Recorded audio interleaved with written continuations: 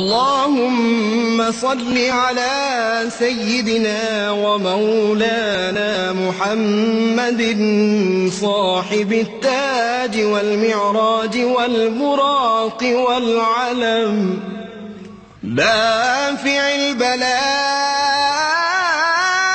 والوباء والكحط والمرض والألم، اسمه مكتوب مرفوع مشفوع منقوش في اللوح والقلم، سيد العرب والعجم، اسمه مقدس معطر مطهر منور في البيت والحرم، شمس الضحى بدر الدجى صدر العلا نور الهدى كهف الورى مصباح الظلم، جميل الشيم شفيع الأمم صاحب الجود والكرم، والله عاصمه وجبريل خادمه والبراك مركبه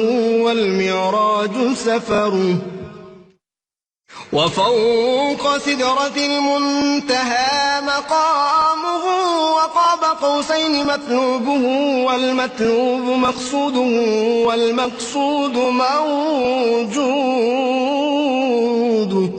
سيد المرسلين خاتم النبيين شفيع المذنبين أنيس الغريبين رحمة للعالمين، راحة العاشقين مراد المشتاقين شمس العارفين سراج السالكين مصباح المقربين، محب الفقراء والغرباء واليتامى والمساكين، سيد الثقلين نبي الحرمين إمام القبلتين وسيلتنا في الدارين، صاحب قاب قوسين محبوب رب المشرقين ورب المغربين، جد الحسن والحسين مولانا ومولى الثقلين، سيدنا أبي القاسم محمد بن عبد الله نور من نور الله، يا أيها المشتاقون بنور جماله بلغ العلا بكماله، كشف الدجى بجماله حصلت جميع خصاله، صلوا عليه وآله وأصحابه وسلموا تسليما. بسم اللہ الرحمن الرحیم. السلام علیکم ناظرین، پروگرام صبح نور کے ساتھ آپ کا میزبان نذیر احمد غازی حاضر ہے. ناظرین کرام، حضرت ابو انیس محمد برکت علی صاحب رحمہ اللہ کی مشہور تالیف اسماء النبی الکریم صلی اللہ علیہ وآلہ وسلم سے ایک اسم مبارک پڑھنے کی سعادت حاصل کر رہا ہوں. سیدنا العظیم صلی اللہ علیہ وآلہ وسلم، ہمارے سردار عظمتوں کے مالک، درود و سلام بھیجے اللہ آپ صلی اللہ علیہ وسلم اور آپ کی آل پاک پر. صلح حدیبیہ کے موقع عروہ بن مسعود ثقفی قریش کی جانب سے رسول اللہ صلی اللہ علیہ وسلم سے مذاکرات کے لیے حاضر ہوئے، اور انہوں نے اس ملاقات کے دوران صحابہ کرام کو دیکھا کہ وہ کس طرح دل و جان سے جان ایمان رحمت عالمین صلی اللہ علیہ وسلم کی تعظیم و توقیر بجا لاتے ہیں، اور پھر اس تعظیم و توقیر سے معمور منظر کو قریش کے سامنے جا کر ان الفاظ میں بیان کیا: اے قوم قریش، میں کسریٰ، کیسر اور نجاشی یعنی شاہ فارس، شاہ روم اور شاہ حبشہ جیسے بڑے بڑے بادشاہوں کے پاس ان کے درباروں میں گیا ہوں، لیکن اللہ کی قسم میں نے کبھی ایسا بادشاہ نہیں دیکھا کہ اس کے رفیق اس کی اس قدر تعظیم کرتے ہوں جتنی محمد عربی صلی اللہ علیہ وسلم کے اصحاب ان کی تعظیم کرتے ہیں۔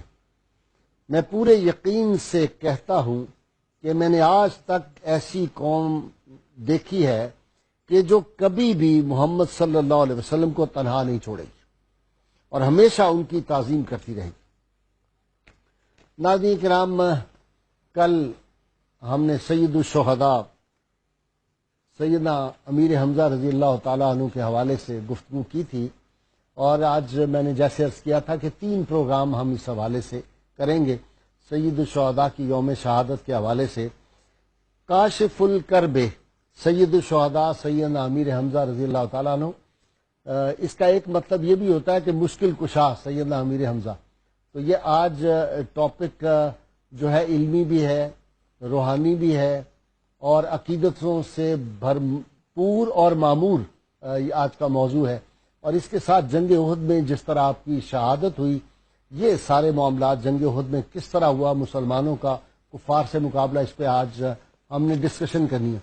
ناظرین کرام، میں ایک بات عرض کر دوں کہ دنیا کی تاریخ میں جس طرح رسول اللہ صلی اللہ علیہ وسلم کے غلاموں اور آپ کے صحابہ نے جان نثاری کے ثبوت میدان احد میں پیش کیے ہیں، دنیا کی کوئی تاریخ اور اس آسمان کی آنکھ نے پھر اس طرح کی جو جاں پروریوں کے موقع تھے وہ نہیں دیکھے۔ جس طرح فدائیوں نے اپنی جان رسول اللہ صلی اللہ علیہ وسلم پہ قربان کر دی تھی، اس کا دنیا کی کوئی تاریخ جواب نہیں لا سکی۔ آپ کو معلوم ہے کہ 19 جو تھے انصار کے نوجوان، جب مسلمانوں کو بظاہر کھلبلی مچ گئی تھی ان کی صفوں میں، تو اس وقت حضور سید عالمین صلی اللہ علیہ وسلم کی حفاظت کر رہے تھے، اور ان میں سے 9 نے وہیں پہ جام شہادت نوش کیا۔ اور بعض جو جنگ کے ماہرین ہیں ان کا یہ کہنا ہے کہ سیدنا خالد بن ولید رضی اللہ تعالیٰ عنہ، جو اس وقت ابھی ایمان نہیں لائے تھے، اور وہ جو گھڑ سوار دستہ تھا قریش مکہ کا، اس کی سربراہی کر رہے تھے، انہوں نے جب دیکھا تو خالد بن ولید کے دل میں یہ بات آئی کہ یہ جان نثاری اور جان سپاری جو ہے، میں نے تو بڑی بڑی مارکے کیے ہیں، اس میں کبھی یہ دیکھی نہیں، کوئی نہ کوئی جذبہ ایسا ہے جو ان لوگوں کو یہ اپنی جان سے قربان کر رہے ہیں اور اپنی جان کو ہتھیلی پہ رکھے ہوئے ہیں۔ تو کہتے ہیں ان کی قلبی کیفیت تو اسی وقت ہی بدل گئی ہوئی تھی، اور یہ ان کے اسلام لانے کی جو ابتدا کہا جائے، یہ خیال ان کے دل میں اور دماغ میں پیدا ہو گیا تھا۔ ناظرین کا میں ایک اور بات آج ہم اپنے اہل علم جو میرے ساتھ سکالرز ہیں ان سے ڈسکس کروں گا، اور میرا یقین ہے کہ 2 باتیں نہیں ہوئی احد میں جو لوگ غلط طور پہ آج تک لکھتے آ رہے ہیں۔ ایک یہ کہ مسلمانوں کو شکست ہوئی، بالکل قطعاً یہ غلط خیال ہے۔ مسلمانوں کو جنگ احد میں، غزوہ احد میں اللہ کے فضل و کرم سے نبی صلی اللہ علیہ وسلم کی سربراہی میں فتح حاصل ہوئی ہے، فتح عظیم ہے، اس پہ بھی ہم آج ڈسکشن کریں گے۔ اور دوسرا، لوگ کہتے ہیں کہ صحابہ نے نبی کریم صلی اللہ علیہ وسلم کا نعوذ باللہ کوئی حکم عدولی کر دی تھی، کوئی حکم ان کا نہیں مانا تھا، یہ بھی بات بالکل کانسیپٹ غلط ہے۔ اس پہ بھی آج میں ڈسکشن کروں گا اپنے اسکالر حضرات کے ساتھ۔ اور جن وہاں پہ شہداء نے، ایسے لوگ بھی تھے جن کی ایک ٹانگ نہیں کام کرتی تھی، اس کے باوجود وہ اس مارکے میں شریک ہوئے، ایسے لوگ بھی تھے جو جاں بلد تھے، آخری سانسوں پہ تھے، اور اپنے قبیلے والوں سے کہا میری آخری خواہش یہی ہے کہ جا کے میرے قبیلے سے کہہ دینا، سعد بن ربیعہ کے وہ الفاظ تاریخ میں نوٹڈ ہیں کہ میرے قبیلے والوں سے بس جا کے یہ کہہ دینا کہ جب تک تم میں سے ایک فرد بھی زندہ ہے، نبی کریم صلی اللہ علیہ وسلم تک کسی کافر کا ہاتھ نہیں پہنچنا چاہیے، ورنہ قیامت کے روز تمہارے گریبانوں میں میرا ہاتھ ہوگا۔ اور زیاد بن سکن سے جب یہ پوچھا جاتا ہے رضی اللہ تعالیٰ عنہ، جہاں بلب ہے حضور سید عالمین صلی اللہ علیہ وسلم تشریف لے جاتے ہیں اور جا کے کہتے ہیں کوئی آرزو بتاؤ، تو وہ اپنے جسم کو گھسیٹ کے اپنی نگاہوں کو، اپنی آنکھوں کو رسول اللہ صلی اللہ علیہ وسلم کے پائے اقدس پہ رکھ دیتے ہیں۔ اور مجھے نجم سبزواری کا وہ شعر مچل رہا ہے میرے دل میں، کیا خوبصورت بات کہہ گیا۔ اس نے کہا تھا کہ اے خدا میری آرزو ہے یہی، عاشق زار کی آبرو ہے یہی، آخری وقت سر ان کے قدموں میں ہو، دید ہوتی رہے دم نکلتا رہے۔ آج سیدنا امیر حمزہ رضی اللہ تعالیٰ کی شہادت کے حوالے سے گفتگو کرتے ہیں۔ میرے ساتھ شریک گفتگو ہیں، درجنوں کتابوں کے مصنف ہیں، نوجوان اسکالر علامہ محمد احمد برکاتی صاحب، ان کے ساتھ آپ کی جانی پہچانی شخصیت، ملک کے معروف اسکالر پروفیسر ڈاکٹر معین نظامی صاحب، اور ان کے ساتھ آج میرے پہلی مرتبہ مہمان بن رہے ہیں ضیاء المصطفیٰ فاروق صاحب، یہ بھی اسکالر ہیں، اور آج تینوں اس پہ ڈسکشن کریں گے۔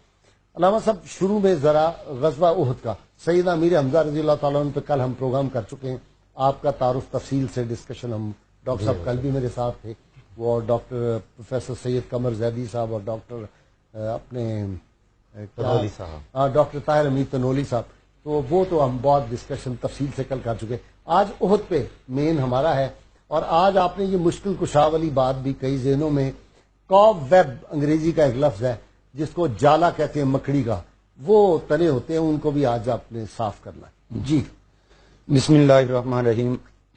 سب سے پہلے تو ہم آپ کا چینل، آپ کے پورے اس پروگرام کے منتظمین، ان کے حوالے سے قابل مبارکباد اور قابل ستائش سمجھتے ہوئے اپنی شرکت کو حاضری کا درجہ ملنے پہ سعادت سمجھتے ہیں سبحان اللہ۔ کہ حضور صلی اللہ تعالی وسلم کے ام مکرم، ان کا ذکر خیر ہماری زبانوں سے ہو رہا ہے، اور 92 کے ناظرین سن رہے ہیں، دیکھ رہے ہیں۔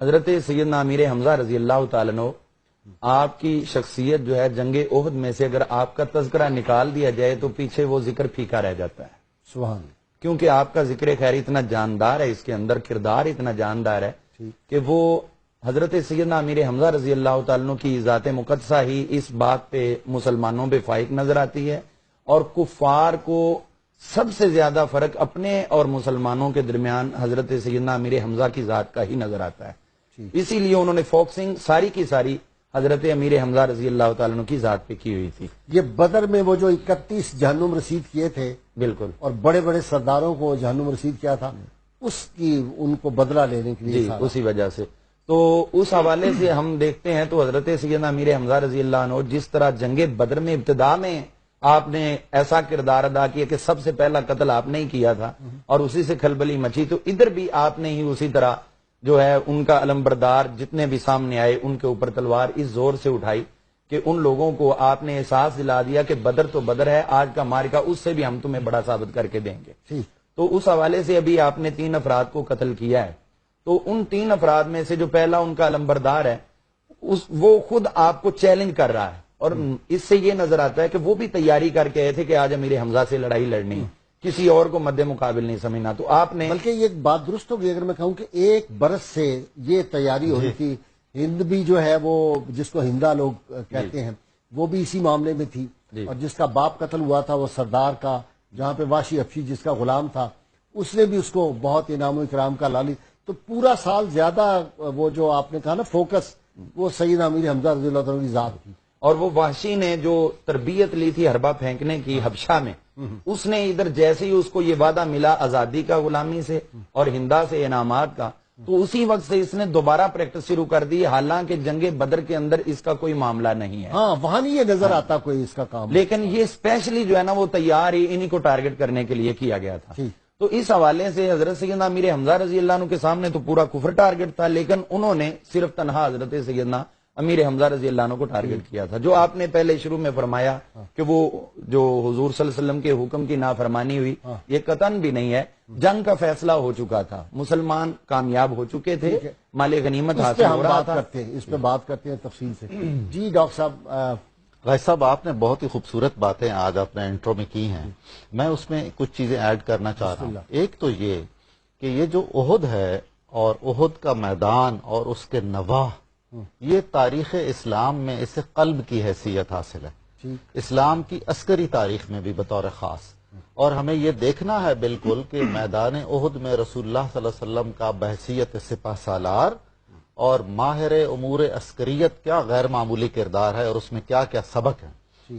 دوسری یہ بات ہے کہ مدینہ منورہ میں مرکز تجلیات و انوار تو بلا شبہ مسجد نبوی ہے اور دیگر مساجد، لیکن اہل عشق کو ہمیشہ احد کی طرف ایک غیر معمولی کشش رہی ہے، اس کا سبب بھی ہے۔ کوہ احد کے بارے میں رسول اللہ صلی اللہ علیہ وسلم نے خود فرمایا ہے کہ یہ مجھ سے محبت کرتا ہے، میں اس سے محبت کرتا ہوں۔ حضرت امیر حمزہ کے جو فضائل ہیں اور شرف ہے، اور رسول اللہ صلی اللہ علیہ وسلم سے ان کی محبت، آپ کی ان سے محبت، وہ بھی مسلم ہے۔ پھر وہاں تاریخ اسلام کے بہترین چنے ہوئے 70 ہیرے دفن ہیں، تو اس کی اہمیت کیسے نہیں ہوگی؟ یعنی اور نبی کریم صلی اللہ علیہ وسلم کا متواتر وہاں پہ جانا. میں وہی عرض کرنے لگا تھا اچھا. کہ جی اہل مدینہ میں آپ اٹھا کر دیکھ لیجئے، ان کی تاریخ میں اہل مدینہ اس سنت رسول صلی اللہ علیہ وسلم کو پورا کرنے کے لیے ہمیشہ عہد میں حاضر ہوتے رہے، اور آج تک یہ سلسلہ جاری ہے. اگرچہ ہم اس طرح جاتے تھے جیسے کوئی نعوذ باللہ ہم کو جرم کرنے جا رہے ہیں، اور ایک خوف کی فضا وہاں طاری اور وہاں کھڑا نہیں ہونے دیتے. بالکل. اور بدھ کے روز خاص طور پہ ڈاکٹر صاحب بڑی بد نصیبی ہے، وہ آپ کا یوم ہے اور اس دن اتنی سختی ہے کہ اللہ تعالیٰ ہدایت. بڑی انفارچونیٹ صورت ہے جی. دنیا بھر کے علماء اور مشائخ نے جن کے سفر نامے موجود ہیں یا انہوں نے وہاں اپنی حاضری کی تفصیلات دی ہیں، ان میں ایک بہت عجیب روحانی کیفیت دکھائی دیتی ہے. انہوں نے ایسے وہاں روحانی مشاہدات کیے ہیں اور ان کی باطنی بالیدگی کے ایسے واقعات انہوں نے وہاں ریکارڈ کیے ہیں کہ حیرت ہوتی ہے. اس کا مطلب یہ ہے کہ بارگاہ حضرت امیر حمزہ اس پورے خطے میں رسول اللہ صلی اللہ علیہ وسلم کے فیضان کا ایک عجیب و غریب سرچشمہ ہے.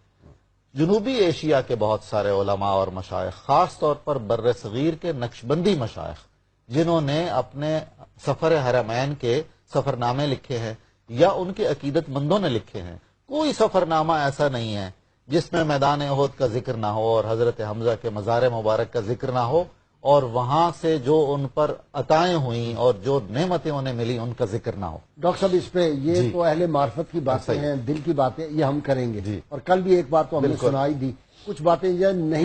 صحیح ہے. اس کی دو وجوہات ہیں. ایک تو جن لوگوں کو اس کی معرفت نہیں ہوتی وہ معترض ہو جاتے ہیں. بالکل. تو میں نے بزرگوں میں یہ پڑھا ہے، تصدق اپنے بزرگوں سے سنا بھی ہے، وہ کہتے ہیں کہ اہل دل کی باتیں جو ہیں، اہل بصیرت کی باتیں، وہ انہی میں ہی کرنی چاہیے. بے شک. لوگوں معترض نہ ہو جائیں. اسی لیے علامہ اقبال بھی کہا کرتے تھے کہ رسول اللہ صلی اللہ علیہ وسلم جو ہے وہ اس دور میں بھی اپنے چاہنے والوں کو، غلاموں کو اسی طرح نوازتے ہیں، نواز سکتے ہیں جس طرح 14 صدیاں پہلے نوازتے تھے.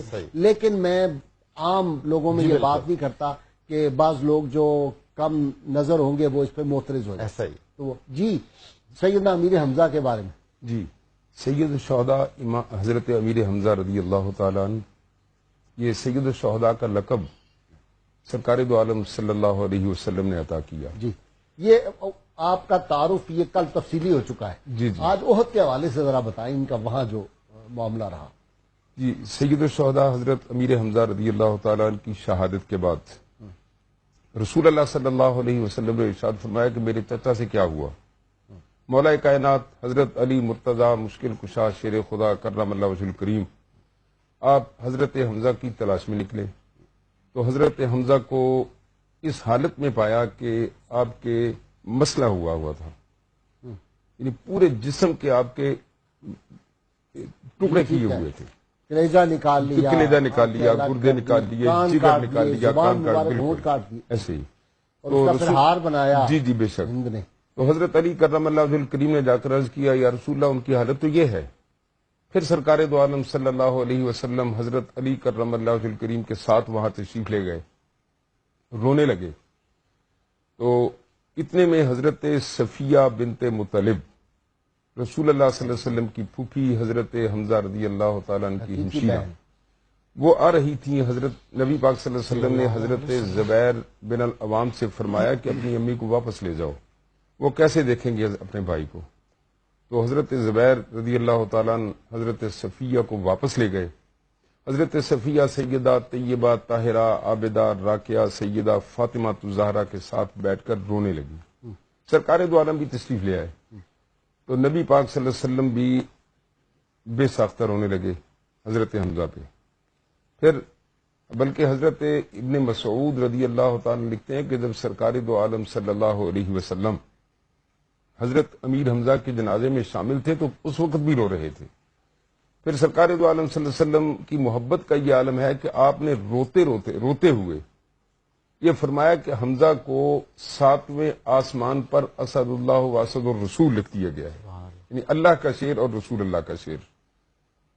جی اچھا جی راما صاحب ایک بات ہم ضمناً وہ بھی کر لیں کہ وہاں سے چلے تو 3000 تھے ان کے اونٹ سوار اور ان میں سے سارے زرہ پوش تھے. 200 جو تھے وہ گھوڑ سوار تھے، یہ بھی زرہ پوش تھے. اس کے علاوہ ایک عجیب بات ہے، 1000 اونٹ ریزرو میں تھا 200 گھوڑے ریزرو میں تھے جن کے اوپر کوئی سواری نہیں کی گئی ان کو تر و تازہ رکھنے کے لیے، اور 700 زرہیں الگ تھیں جس کو آپ کہہ رہے ہیں اسٹور میں کہ اگر ضرورت پڑ جائے ریزرو ہے، اتنا ریزرو میں، یعنی اتنا اسلحہ تھا، اور 1000 اونٹ پہ جو مال آیا تھا بدر کے بعد ابو سفیان لے کے نکل گیا تھا، اس کے بھی سارے پیسے اس میں شامل تھے، اور سارا سال مال و دولت جمع کر کے اس جنگ کی اتنی تیاری تھی۔ یہ ذرا ناظرین کے لیے ضروری ہے۔ اس میں جو ہے وہ پہلی بات تو یہ ہے کہ ان کی تجارت جو چلتی تھی نا، سب سے پہلا سریہ جو امام واقدی نے بیان کیا ہے، سیف البحر جو ہوا ہے، وہ حضرت سیدنا امیر حمزہ رضی اللہ عنہ کی قیادت میں ہوا، اور یہ پہلا سریہ تھا جس میں تاریخ اسلام میں حضور صلی اللہ علیہ وسلم نے ان کو اپنا پرچم عنایت کیا، سفید رنگ کا، سفید رنگ، اور وہ بھی جو تھا قافلہ وہ تجارت کے لیے ہی تھا جس کی آپ نگرانی فرما رہے تھے۔ 30 آدمی یہ تھے، آگے سے 300 آ گئے، تو بہرحال پھر وہ لڑائی نہ ہو دونوں راستے روک دیے تھے، یمن والا بھی اور شام والا بھی۔ ان کی گردن دبوسلی ہوئی تھی۔ تو اس بات سے انہوں نے جو بدر میں زخم لگے تھے نا، اس کے لیے انہوں نے تیاری کی تھی کہ پورے عرب میں ہم تو ذلیل ہو گئے، اس سے پہلے پورے عرب میں کبھی بھی کسی بھی دور میں اہل مکہ کے اوپر کسی کی انگشت نمائی نہیں ہوئی کہ یہ کہیں بھی جنگ لڑنے گئے اور ان کو شکست ہوئی ہے۔ اور یا اتنی عورتیں پڑھتے ہوئے وہ کیا رجز پڑھتے ہوئے آئی ہوں اور ان کو غیرت دلائی ہو، اور ان کے لیے وہ شراب اور وہ ناچ گانے وہاں پہ ہوئے ہوں، وہ اشعار پڑھ کے ان کو جوش دلاتی رہیں۔ تو اب یہ جب اس میں ہار چکے ہیں تو اب ان کے اوپر ایک لاشعوری طور پہ خوف بھی تھا کہ ہمیں دوبارہ پھر بھی اس سے خطرناک شکست ہو سکتی ہے، کیونکہ پہلی جنگ بدر کی جو ہے وہ باقاعدہ مسلمانوں کی طرف سے پلان شدہ نہیں تھی، یہ اچانک لڑنا پڑی تھی۔ انہوں نے کہا ابھی اچانک ہے تو اب ہم جا رہے ہیں، جیسے پہلی اطلاع ان کو ہوگی اب بھی ہو جائے گی، تو پھر اس کے بعد ہمارا کیا بنے گا۔ اس کے لیے انہوں نے بھرپور طور پہ تیاری کی۔ ادھر مسلمان جو تھے وہ 1000 اور 300 واپس ہوئے، اور مدار شریف میں ایک روایت موجود ہے کہ 700 میں سے بھی 300 اور واپس ہو گیا، صرف 400 بندہ رہ گیا۔ جی بالکل ٹھیک ہے، اس پہ ہماری گفتگو جاری رہے گی۔ مجھے بریک لینی ہے ناظرین، نام مختصر سی بریک، اور آج ذکر مین تو سید الشہداء رضی اللہ تعالیٰ عنہ کا ہے، سیدنا امیر حمزہ کا، لیکن وہ جو حالات تھے جنگ احد کے اور اس میدان میں کس طرح مسلمانوں نے اپنی قربانیاں دیں، اور سیدنا امیر حمزہ کے جو شہادت تھی اس پہ رسول اللہ صلی اللہ علیہ وسلم کتنے دکھی تھے، اس پہ ہم ابھی بات کریں گے، ہمارے ساتھ رہیے۔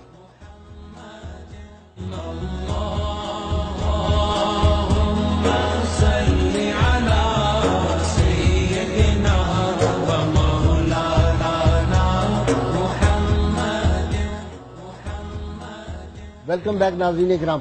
ڈاکٹر صاحب ایک بات رہ جائے گی بہت ضروری اور بڑی دکھ کی بات، جب آ رہا تھا قریش مکہ کے یہ سارے لڑنے کے لیے کفار، تو ابوا شریف سے گزر ہوا، ہند نے کہا کہ اس طرح کرو کہ یہاں نبی کریم صلی اللہ علیہ وسلم کی والدہ ماجدہ کا مزار پاک ہے، اس قبر کو ہم کھودیں اور ان کا جثہ اطہر جو ہے وہ دیکھیں۔ اس کا بھی یقین یہ تھا کہ جثہ اطہر بالکل سلامت ہوگا، ایسا ہی ہے، اس نے کہا وہ ہم قابو کر لیتے ہیں، اگر جنگ میں ہمارے لوگ قیدی ہو گئے تو نبی کریم صلی اللہ علیہ وسلم کو اپنی والدہ ماجدہ بڑا پیار ہے، تو ہم اس کے تبادلے میں کہیں گے کہ یہ اپنی والدہ کا جثہ اطہر لیں، اور ہمارے یہ بھی ذہن میں رکھیں کہ اس نوعیت کے خیال کی ابتدا بھی کہاں سے ہو رہی ہے۔ یہی میں یہی کہہ رہا ہوں کہ قبروں کی بے حرمتی کی ابتدا جو ہے یہ ہند کی سنت ہے، بالکل ایسا ہی ہے، مسلمان کوئی نہیں یہ کر سکتا، اور ابوا شریف میں یہ بد نصیبی اب ہماری، ایسا ہی ہے۔ اب بھی ہم وہاں حاضری چھپ چھپا کے دے سکتے ہیں، تو یہ مسلمانوں پہ لازم ہے کہ سیدہ آمنہ کا مزار پر انوار جو ہے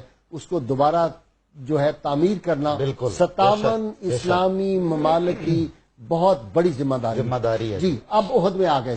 جی ہاں، احد میں غازی صاحب یہ بہت ہی غیر معمولی معاملہ ہے کہ جیسا کہ بیان بھی ہوا کہ حضرت حمزہ کی ذات کو بطور خاص ٹارگٹ کیا گیا ہوا تھا، اور 1 سال کی ساری تیاری اپنے بدر کے مقتولین کا بدلہ لینے کی۔ اس کا ایک سبب یہ بھی ہے، ثبوت یہ بھی ہے کہ ان تمام مقتولین کی بیوائیں یا ان کی بیٹیاں بطور خاص تھیں جو سارے عمائدین تھے۔ حضرت امیر حمزہ بت شکن ہیں، یعنی حضرت علی المرتضیٰ بت شکن ہے جنہوں نے خانہ کعبہ میں رسول اللہ صلی اللہ علیہ وسلم کے حکم پہ بت گرائے، انہوں نے جیتے جاگتے فرعون گرائے تھے، اس لیے یہ بت شکن ہے، اور ان کا بڑا احسان ہے اتنے بڑے بڑے جو تھے نا قداور فرعون، بالکل ان کو واقع یعنی صحیح معنوں میں کمر توڑ دی تھی طاغوت کی، 31 بندے، ایک آدمی۔ جی ہاں، بدر کا پورا آدھا حصہ حضرت امیر حمزہ کے شرف میں شامل ہے۔ تو جناب وہ گھاٹ میں بیٹھا تھا، حربہ ایک چھوٹا سا نیزہ ہوتا ہے، اس نے تربیت لی ہوئی تھی، اور جو ہی اسے موقع ملا اس نے حربہ پھینکا جو حضرت امیر حمزہ کی ناف مبارک میں سے ہوتا ہوا نکل گیا آپ کے جسم عطا اچھا سے۔ ڈاکٹر صاحب، اس نے کسی اور طرف نہیں توجہ نہیں، کی؟ نہیں، فرام دی ویری بگننگ بالکل وہ ایک درخت کی اوٹ میں بیٹھا ہوا ہے ایسا ہی اور ہے۔ وہ اسی انتظار میں ہے کہ یہ میں کروں۔ اچھا اس دوران بھی ہند جو ہے یہ پڑھتی رہی ہے رجز اور مختلف اشعار، جب وہ ایسا ہی، گزرتا تھا بالکل۔ تو اس کے لیے بہت کچھ پڑھتی تھی۔ جی اور ایک یہ بھی ضروری بات ہے کہ وحشی اگر چھپ کر حملہ نہ کرتا تو کبھی کامیاب نہ ہو سکتا، حضرت حمزہ کے سامنے آنے کی ضرورت بھی نہیں تھی سبحان اسے، اللہ، اور کسی کو بھی نہیں تھی، کسی کو بھی۔ جو بھی آتا تھا اپنا انجام دیکھ لیتا تھا، دوسروں کے لیے عبرت کی مثال بن جاتا تھا۔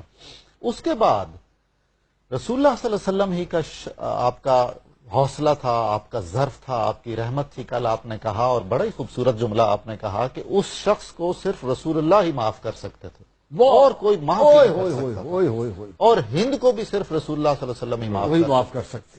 مگر یہ دیکھیے کہ ان دونوں اشخاص کے ساتھ رسول اللہ صلی اللہ علیہ وسلم نے انہیں یہ فرمایا، حضرت وحشی سے یہ کہا جب وہ قاصدوں کے ساتھ آئے آپ کی بارگاہ میں، آپ نے فرمایا کہ کیا تو وحشی ہے؟ ایسا نہیں ہو سکتا کہ تو میرے سامنے سے ہٹ جائے۔ ایک بار شرف ہوا حضرت وحشی کو رسول اللہ صلی اللہ علیہ وسلم کی زیارت کا، اس کے بعد زندگی بھر انہیں آپ کے سامنے آنے کی ضرورت نہیں ہوئی۔ ہندا کے ساتھ بھی ایسا ہی معاملہ ہوا، ایسا ہی، جسے اصل نام ہند ہے اور ہم اپنے برصغیر ہندا بنایا ہوا۔ جی ہاں، اس میں ایک اور بات بھی بہت اہم ہے۔ رسول اللہ صلی اللہ علیہ وسلم کو جب بتایا گیا کہ ہند نے حضرت حمزہ کا کلیجہ چبایا ہے، تو آپ نے فرمایا، یا الہ العالمین، حمزہ کے بدن اطہر کے کسی ٹکڑے کو بھی جہنم میں نہ جانے دیجیے گا۔ پھر رسول اللہ صلی اللہ علیہ وسلم کو بتایا گیا کہ وہ نگل نہیں سکی ہند، اور آپ کا اس کا مطلب یہ ہے کہ حضرت حمزہ کے ایک ایک جزو بدن پر رسول اللہ صلی اللہ علیہ وسلم کی طرف سے مہر مغفرت اور بشارت جنت سب ہے، کوئی شک نہیں۔ اور وہ میدا جس میں اگر وہ ٹکڑا چلا جاتا تھا تو وہ میدا دوزخ رسول اللہ صلی اللہ علیہ وسلم نے قرار دیا، یعنی اس میدے میں اگر حضرت حمزہ کے جگر کا ٹکڑا چلا جاتا تو وہ جہنم میں جاتا گویا۔ یہ واضح ہو رہی ہے بات، بالکل صحیح بات، آپ کی اس دعا سے یہ ثابت ہو رہا ہے۔ بالکل ایسے۔ اچھا جی، رسول اللہ صلی اللہ علیہ وسلم نے ایک دن فرمایا، آپ نے فرمایا مجھے طائف میں بہت تکلیف دی گئی، مجھے اتنا غصہ نہیں آیا، شیب ابی طالب میں مصیبتوں کے پہاڑ ٹوٹے، مجھے غصہ نہیں آیا۔ فرماتے تھے کہ احد والے دن جب سیدنا امیر حمزہ کی شہادت ہو گئی تو مجھے اتنا غصہ تھا، سرکار مدینہ سے ساری حیات میں اتنا غصہ نہیں آیا۔ جی، تو یہ دکھ آپ صلی اللہ علیہ وسلم کو وہاں تھا۔ سرکار دو جہاں صلی اللہ علیہ وسلم نے فرمایا کہ اگر 70 بنی قریشی میرے سامنے ہوں تو میں ان کو قتل کر دوں، ایسی ہی سزا دوں، ان کے ٹکڑے کروں جیسے انہوں نے مجھے دکھ دیا ہے۔ اس پر قرآن کریم کی آیت مبارکہ بھی نازل ہوئی، سورہ نحل کی، اے محبوب صلی اللہ علیہ وسلم، اگر آپ ان سے بدلہ لینا چاہتے ہیں تو ایسا ہی بدلہ لیں جیسا کہ انہوں نے آپ کے ساتھ کیا ہے۔ بلکہ روک دیا گیا۔ روک دیا۔ اصل میں آپ صلی اللہ علیہ وسلم، اچھا جی، رحمت اللہ عالمین تھے نا، اچھا 60 آیات ہیں اس میں ٹوٹل احد کے جن کا ذکر ہے، بالکل، سورہ آل عمران میں ہے، سورہ انفال میں ہے، قرآن حکیم میں۔ اس میں آپ یہ دیکھیں کہ سورہ ملک شریف میں جو افمن یمشی مکبا علی وجہہ اہدی امن یمشی سویا علی صراط مستقیم، یہ پہلا جز اس کا ابو جہل کے بارے میں ہے کہ چہرے کے بل جو ہے وہ چلتا ہے، ٹھیک ہے، اور دوسرا جز جو ہے وہ اپنے سیدھی حالت میں چلنا، جنت میں جانا، صراط مستقیم پہ رہنا، یہ اللہ تعالیٰ نے حضرت سیدنا امیر حمزہ رضی اللہ عنہ کی شان بیان سبحان اللہ، فرمائی۔ قرآن میں ان کی شان بیان ہوئی ہے جی، اور اس سے بڑی بات آپ یہ دیکھیں کہ وہ لمحات ذرا ذہن میں لائیں کہ جب آپ کو شہید کیا جا رہا ہے اور اس کے بعد آپ کے جسم کا جو عضو ہے اس کو کاٹ کے الگ کر دیا گیا ہے، اب رحمت للعالمین صلی اللہ تعالی وسلم کے دل اقدس پہ کتنا اس کا کرب ہے، کتنا دکھ ہے، اور حضور صلی اللہ علیہ وسلم کو اس لمحے میں کوئی بھی تسلی و تشفی دینے کے لیے باقی نہیں رہا، نہ آپ کا کوئی غلام اس کیفیت میں ہے، نہ آپ کا کوئی اور ساتھی، لیکن یہ وہ لمحہ ہے جب رب کائنات نے خود حضور صلی اللہ تعالی وسلم کی تسلی کے لیے قرآن پاک میں آیات نازل فرمائیں۔ سبحان اللہ۔ اور جو تفسیر در منصور میں ابن ابی حاتم میں اور دیگر میں یہ لکھا، حضرت بریدہ رضی اللہ عنہ کہتے ہیں کہ جب حضور صلی اللہ علیہ وسلم اس دکھ میں تھے، کیفیت میں تھے کہ میرا چچا اس طرح شہید ہوا ہے، تو اللہ تعالیٰ نے اسی وقت ان کو مخاطب کیا اور حضور صلی اللہ علیہ وسلم کی انتہائی تسلی فرمائی، یا ایتھا النفس المطمئنہ ارجعی الی ربک راضیۃ مرضیہ فادخلی فی عبادی وادخلی جنتی، تو یہاں پہ اللہ نے حضرت سیدنا امیر حمزہ کو مخاطب کیا ہے. ساری زندگی تو جہاد میں حضور صلی اللہ علیہ وسلم کی غلامی میں خود کو پیش کیا, شہید کر, اور پھر یہ شہادت بے مثل شہادت ہے, دنیا میں ایسی ہو ہی نہیں سکتی جو آپ کی ہوئی ہے, اور اس طرح کا دکھ کسی اور کا ہو ہی نہیں سکتا جو آپ کا ہوا ہے. تو پھر اب رب نے تسلی دی ہے کہ آپ ان کا غم کیوں کرتے ہیں, ہم نے تو ان کو اپنی طرف سے مطمئن نفس کا سرٹیفکیٹ عطا فرما دیا. اچھا ڈاکٹر صاحب, پوری حیات پاک میں آپ صلی اللہ علیہ وسلم کئی مرتبہ آپ دیدہ ہوئے جب آپ کے صاحبزادے حضرت ابراہیم اور حضرت طیب و طاہر کی جب ہوئی ہے وصال پاک ہوا ہے, لیکن نبی کریم صلی اللہ علیہ وسلم کی آواز نہیں کسی نے سنی. صرف اس موقع پہ, اس موقع پر آپ صلی اللہ علیہ وسلم جب روئے تو آپ کی آواز سے آپ روئے, اور اس وقت ابھی نوحہ جو ہے وہ اس کی ممانعت نہیں ہوئی. جی بالکل. تو آپ صلی اللہ علیہ وسلم نے کہا کہ ہے کوئی حمزہ کا نوحہ کرنے والا, حمزہ کا ماتم کرنے والا. آپ دیکھیے حضور عشق مصطفیٰ کا کیا عالم تھا آپ کے صحابہ میں. رسول اللہ صلی اللہ علیہ وسلم کی زبان مبارک سے حزن کی ایک کیفیت خاص میں جب یہ الفاظ نکلے تو انصار کے سردار حضرت سعد نے کہا اپنے قبیلے کو کہ ساری عورتیں اپنے اپنے شہداء کا ماتم ترک کر دیں اور کاشانہ رسول صلی اللہ علیہ وسلم میں پہنچیں اور حضرت حمزہ کا ماتم کریں. اچھا, اور ڈاکٹر صاحب اس میں اضافہ ہوا, ان کے بعد جب تک خیبر میں منع نہیں ہو گیا رونا بیان کرنا, اس وقت تک جتنے لوگ فوت ہوتے تھے مسلمان, بالکل حضرت حمزہ سے پہلے حضرت حمزہ کا نوحہ پڑھا جاتا. ایسا ہی ہے, ایسا ہی ہے, بالکل. کیا شرف ہے. مجھے ایک بات اور عرض کرنی ہے جو یہیں اس کا موقع محل ہے, وہ یہ ہے کہ حضور صلی اللہ علیہ وسلم کے باطن پاک کی یہ جو کیفیت اندوہ اور ملال ہے, یہ محض اس لیے نہیں تھی کہ ایک پیارا چچا رضائی بھائی اور ایک دوست کے ساتھ یہ ہوا ہے, بلکہ حضرت حمزہ اسلام کے سپہ سالار کی علامت رکھتے تھے اور آپ کا وہ سٹیٹس تھا. تو عسکری قوت کا احترام رسول اللہ صلی اللہ علیہ وسلم کے اس اسوے سے ثابت ہے. وہ گویا چلتے پھرتے علم تھے اسلامی لشکر کا, تو اس میں وہ بھی ملال تھا. اور اتنا بڑا عسکری نقصان ہوا اس ایک شخص کے چلے جانے سے جو رسول اللہ کے چچا تھے حضرت حمزہ. ہم اگر احد کے میدان میں رسول اللہ کی جنگی حکمت عملی کا جائزہ لیں, غازی صاحب رسول اللہ صلی اللہ علیہ وسلم کے جتنے غزوات ہیں اور آپ کے جتنے عسکری احکام ہیں, اس وقت ان تمام جگہوں کے جغرافیے کو سامنے رکھ کے, نقشے سامنے رکھ کے, ان احکام کو سامنے رکھ کے اس سے بہتر کوئی پلاننگ کر کے دکھائے نہیں. موجودہ دور میں جتنی جنگیں اگر آپ ان کے احوال پڑھیں. اچھا, ایک بات ڈاکٹر صاحب میں بڑی امپورٹنٹ یہاں پہ کرنی چاہتا ہوں ہمارے ناظرین کے لیے بھی. ایک تو وہ بات جو لوگوں کو غلط فہمی ہے کہ صحابہ نے حکم عدولی کر دی, نبی صلی اللہ علیہ وسلم حکم عدولی نہیں کی. آپ صلی اللہ علیہ وسلم نے ارشاد فرمایا کہ یہاں تم قائم رہنا, اس گھاٹی جنگ جیت گئے. انہوں نے اب اجتہاد کیا کہ جنگ تو جیت گئے ہیں, کفار بھاگ گئے ہیں, اور ہم اب اپنا مال غنیمت جو تقسیم ہو رہا ہے تو ہم مال غنیمت کے لیے آگے بڑھیں اور تقسیم کریں. خدا نے خواستہ تصور نہیں ہو سکتا کہ صحابہ نبی کریم صلی اللہ علیہ وسلم کے کسی حکم عدولی کو آپ کریں. ایک بات. دوسری یہ جو ہے نا کہ شکست ہو گئی, اس کا ایک بڑا واضح ثبوت ہے.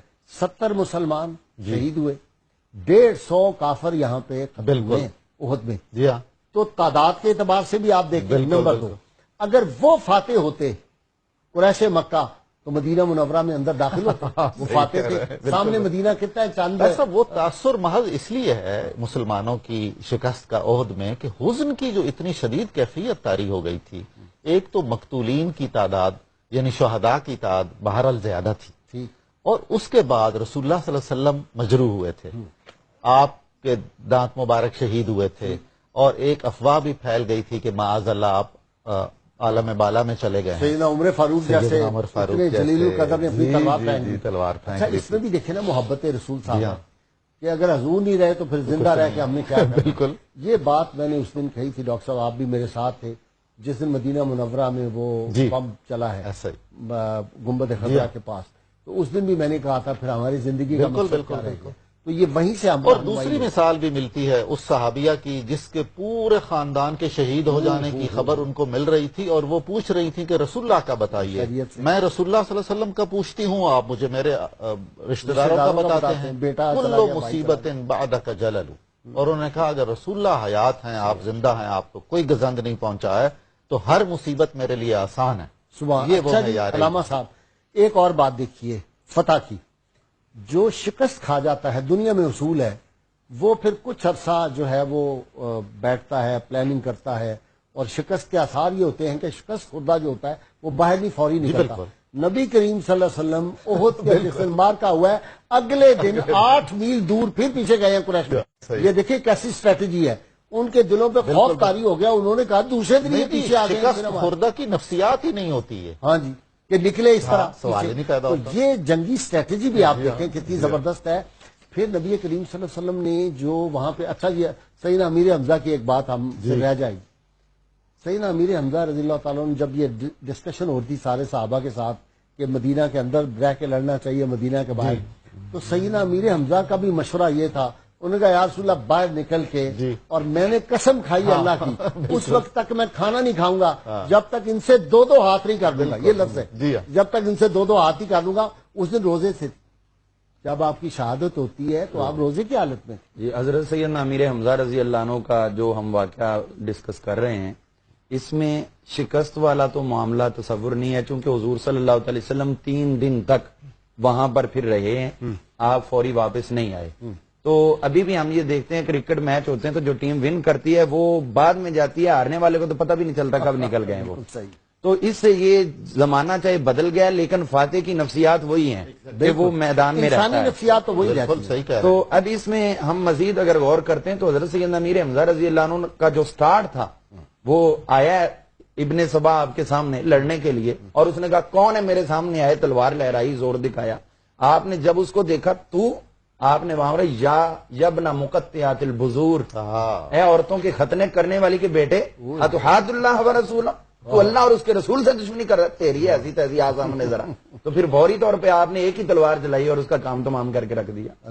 تو یہ جو آپ کا ابتدا میں روب تھا وہ آخر تک ویسے ہی ختم نہیں ہو سکا، چونکہ جیسے ہی انہوں نے اپنے زوم میں گمان کیا، اپنے زوم میں کہ حضور صلی اللہ علیہ وسلم شہید ہوئے ہیں، اور یہ گمان کر کے بغیر تصدیق کیے ہوئے، بغیر جسم دیکھے وہ فوری نکل گئے ہیں کہ ہم تسلی دے لیں. اندر سے تو وہ بھی جان گئے تھے کہ ہم شکست کھا چکے ہیں. اچھا دیکھیں، ویسے اس کے رسول میں کچھ چیزیں بظاہر جو ہمیں شرعی طور پہ غلط نظر آتی ہیں وہ بھی درست ہو جاتی ہیں. نبی کریم صلی اللہ علیہ وسلم نے فرمایا کہ اکڑ کے چلنا اللہ کو پسند نہیں ہے، لیکن ابو دجانہ جب سرخ کپڑا کندھے پہ ڈال کے اور ایسے کر کے چل رہے ہیں تو کہا اللہ کو آج یہ بڑا پسند آ رہا ہے اس کا یہ چلنا. تو کچھ چیزیں عشق رسول صلی اللہ علیہ وسلم میں وہ بظاہر جو ہمیں لگتی ہیں کہ یہ غلط ہیں، وہ عمل جو ہے وہ مقبول ہو جاتے ہیں. جب عشق پورا غالب ہوتا ہے نا جو تقاضے بدل جاتے ہیں. سبحان اللہ. ناظرین کرام، آج کے سوال کا وقت ہو گیا. ہم ہر روز آپ سے سوال پوچھتے ہیں، جو صحیح جواب دیں ان کو کسان آئل کی جانب سے گفٹ پیش کیا جاتا ہے. آج کا سوال ہے، سید الشہداء سیدنا امیر حمزہ رضی اللہ تعالیٰ عنہ کے ساتھ کس صحابی رسول صلی اللہ علیہ وسلم کی تدفین ہوئی تھی؟ اور گزشتہ سوال جو کل ہم نے پوچھا تھا، سید الشہداء سیدنا امیر حمزہ رضی اللہ تعالیٰ عنہ کی شہادت کے وقت عمر مبارک 59 سال 59 ایئرس تھی، اور جنہوں نے سب سے پہلے درست جواب دیا، خوش نصیب کا نام ہے سید لیاقت علی صاحب، راول پنڈی سے ان کا تعلق ہے. اور سید صاحب آپ کا انشاءاللہ گفٹ جو ہے وہ ہم آپ کے گھر پہ ڈیلیور کروا دیں گے. اچھا جی، وہ بات رہ جائے گی کاشف الکرب. جی، بعض اس لوگ پہ کہتے ہیں میں یہ شرک ہے. آپ کی اجازت سے ایک حدیث پاک ایڈ کروں تو پھر انشاءاللہ اس کا لطف بن جائے گا. وہ یہ ہے کہ حضور صلی اللہ علیہ وسلم نے صحیح بخاری میں یہ 5 مرتبہ حدیث پاک آئی ہے. اچھا، جو حضور صلی اللہ علیہ وسلم نے یہاں پر تشریف فرما ہوئے احد میں، یہاں پر آپ نے اعلان کیا اوتیت مفاتیح خزائن الارض، اللہ تعالیٰ نے ساری روئے زمین کے خزانوں کی چابیاں مجھے عطا فرما دی. اللہ، یہ احد کے ساتھ حضور صلی اللہ علیہ وسلم کا مالک کونین ہونا یہ بطور خاص ہے. سبحان. اور پھر اس میں حضور صلی اللہ علیہ وسلم نے جو آج جگہ جگہ پہ الزام لگایا جاتا ہے، یہیں پہ کھڑا ہو کے صحیح بخاری شریف اور صحیح مسلم دیگر کتب میں موجود ہے. حضور صلی اللہ علیہ وسلم فرماتے ہیں واللہ، اللہ کی قسم، آپ فرماتے ہیں کہ مجھے اس بات کا کوئی بھی ڈر نہیں، ما اخشى علیکم ان تشرکوا بعدی، خدا کی قسم مجھے کوئی خوف نہیں ہے کہ میرے بعد تم شرک کرو گے. تو اس کا مطلب ہے جو آپ مزارات پہ کھڑے ہو کے یہ فرما رہے ہیں تو یہ واضح کر رہا ہے کہ مزارات پہ جانا شرک نہیں ہے، یہ تو اصل اسلام ہے. اسی لیے حضور صلی اللہ علیہ وسلم مزارات احد پہ کھڑے ہو کے یہ فرما رہے ہیں کہ مجھے اللہ کی قسم کوئی خطرہ نہیں کہ میرے بعد تم شرک کرو گے. اب اس میں حضور صلی اللہ علیہ وسلم کو خزانوں کی چابیاں ملی، اور کاشف القرب اسی لیے ہے کہ یہ مصیبتیں مشکل کشا ہیں مسلمانوں کے، بلکہ حضور صلی اللہ علیہ وسلم نے خود اپنے لیے بھی فرمایا تھا خیر اعمامی حمزہ، میرے چچاؤں میں سب سے بہترین جو ہے وہ حمزہ ہے، اور یہ اسی پس منظر میں ہے کہ میرے چچاؤں میں سے کسی اور نے میرے سے مشکلات مصیبتیں دور نہیں کی جو حضرت امیر حمزہ رضی اللہ عنہ نے فرمائی۔ اب ہم ایک اور تھوڑا تصور رکھنا چاہیے، ایک اصول ہے والقدر خیرہ و شرہ من اللہ تعالی، ہر اچھی اور بری تقدیر اللہ کی طرف سے ہے، مشکلیں دور کرنے والا خدا ہے، تو یہ بھی ایمان رکھنا پڑے گا کہ مشکلیں ڈالنے والا بھی خدا ہے۔ بالکل، کوئی ڈال ہی نہیں سکتا۔ ہاں جی، اگر صرف مشکل کشا کہتے ہیں تو پھر مشکلیں ڈالنے والی اللہ کی صفت کا جو ہے وہ ہم انکار کرتے ہیں۔ تو لہٰذا جو یہ صالحین ہیں جن کے سرخیل حضرت سیدنا امیر حمزہ رضی اللہ عنہ، حضرت سیدنا مولا علی المرتضیٰ ہیں، ان کو یہ شرف عطا کیا، اللہ تعالیٰ اپنی شان دکھاتا ہے کہ مشکلیں میں ڈالتا ہوں اور پھر وہ مشکلیں اپنے کرم سے فضل سے ان کے ہاتھوں سے دور کرواتا ہوں۔ تو اس حوالے سے یہ مشکل کشا ہے، اور ہر بدھ کو اہل عشق جو ابھی ابتدا میں آپ نے فرمایا وہاں پر حضور صلی اللہ علیہ وسلم کی کچہری مبارک لگتی ہے، اور جو دعا کہیں قبول نہیں ہوتی، مومن کا ہاتھ غالب و کار آفریں کار کشاؤ کار ساز، اور جو مشکل کہیں بھی حل نہیں ہوتی، اب بھی اہل عشق وہیں پہ جاتے ہیں، بدھ کی رات کو اپنی عرضیں پیش کرتے ہیں اور ان کی وہ التجائیں رب کائنات قبول فرماتا ہے، اور یہ آج بھی حضرت امیر حمزہ رضی اللہ عنہ مسلمانوں کی مشکل کشائی فرماتا ہے۔ اچھا، لوگ جو اہل معرفت ہے، میں نے اولیاء اللہ کی زبانوں سے سنا ہے، اور حال ہی میں 27 رمضان کو سید عبد الغفار شاہ قندھاری رحمۃ اللہ علیہ کا انتقال ہوا ہے۔ یہ حضرت موجود چشت رحمۃ اللہ علیہ کی اولاد سے تھے، ہمارے ہاں بھی تشریف لایا کرتے تھے، تو کوئی 100 برس کی عمر میں ان کا انتقال ہوا ہے۔ تو یہ سیدنا امیر حمزہ کے حاضری دیا کرتے تھے، 6-7 سال مستقل مدینہ منورہ میں رہے، یہ سید زادے تھے، بڑا پر نور چہرہ۔ تو وہ کہتے تھے کہ کوئی بات جو آپ کی نہ پوری ہو رہی ہو، آپ سیدنا امیر حمزہ جائیں، وہاں جا کے گزارش کریں گے، سفارش کر دیں، اور ان کی سفارش نہیں ٹلتی۔ 2 جگہوں میں وہ فرماتے تھے، ایک سیدہ فاطمہ رضی اللہ تعالیٰ عنہ کی سفارش نہیں ٹلتی، اور ایک سیدنا امیر حمزہ رضی اللہ تعالیٰ۔ اور حضرت امیر حمزہ، اجازت ہو تو ایک بات عرض کروں، یہ جو بعض اولیاء کے بارے میں مشہور ہے، اکابر اولیاء کے بارے میں، کہ اگر ان کی بارگاہ میں جانا ہے تو پہلے ان کے فلاں محبوب بزرگ کی بارگاہ پر جائیں، اس کی سند بھی حضرت حمزہ تک پہنچتی ہے۔ واہ، اسی سبحان اللہ، سبحان اللہ، سبحان۔ بہت شکریہ علامہ صاحب، آپ کا بھی، ڈاکٹر صاحب آپ کا شکریہ، آپ کا بھی صاحب شکریہ۔ ناظرین کرام، کتاب الشفا سے کشادی رزق کا عمل ہے جو نماز جمعہ ادا کرنے کے بعد باوضو حالت میں 35 مرتبہ کلمات محمد الرسول اللہ احمد الرسول اللہ صلی اللہ علیہ وسلم لکھ کر اپنے پاس رکھنے سے اللہ تعالیٰ خزانہ غیب سے رزق عطا فرماتا ہے۔ شرط یہ ہے کہ اول و آخر 11 مرتبہ درود پاک جو بھی آپ کو آتا ہو وہ آپ ضرور پڑھ لیں۔ سید الشہداء سیدنا امیر حمزہ رضی اللہ تعالیٰ عنہ سے میں اللہ تعالیٰ کا شکر ادا کرتا ہوں اور اس کی حمد بجا لاتا ہوں کہ اس نے میرے دل کو دین اسلام کے لیے کھول دیا۔ ناظرین کرام، اللہ کریم سے دعا ہے کہ اللہ تعالیٰ ہمیں سید الشہداء سیدنا امیر حمزہ رضی اللہ تعالیٰ عنہ کا وہ جو عشق رسول تھا اس میں سے کچھ ہمیں بھی حصہ عطا فرما دے، اور ان کے صدقے میں اللہ کریم اہل اسلام پہ کرم فرمائے، خصوصی طور پہ اہل پاکستان پہ اور ہمارے ناظرین پہ، اور اللہ تعالیٰ آپ کی تمام مشکلات وہ مشکل کشا ہیں ان کے صدقے میں اللہ تعالیٰ سب کی مشکلیں حل فرمائے۔ اور کل سے مجھے بہت زیادہ میسج آئے کہ کچھ لوگ بیمار ہیں، کچھ کی کڈنی فیلر ہو گئی ہیں، اللہ تعالیٰ سے سیدنا امیر حمزہ رضی اللہ تعالیٰ عنہ، شہدائے احد اور نبی کریم صلی اللہ علیہ وسلم کے تصدق میں اللہ تعالیٰ ان تمام لوگوں کو صحت کاملہ عطا فرمائے جو ہسپتالوں میں ہیں، جو مریض ہیں۔